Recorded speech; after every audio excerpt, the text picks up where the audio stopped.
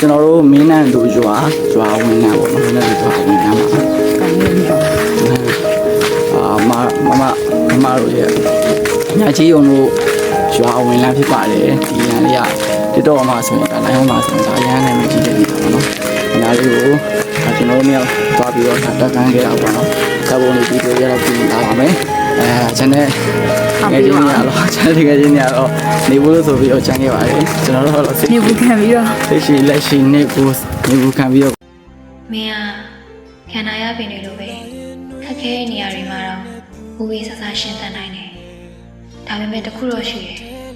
ခန္ဓာရစုလို့တော့တခြားသူတွေကိုထိခိုက်နိုင်ခြင်းစေတဲ့အထိအစိမ်မပြင်းနေနဲ့ ကျွန်တော်ရှင်သန်မှုခက်ခဲတဲ့နေရာဆိုလို့တနေရာပဲရှိပါတယ်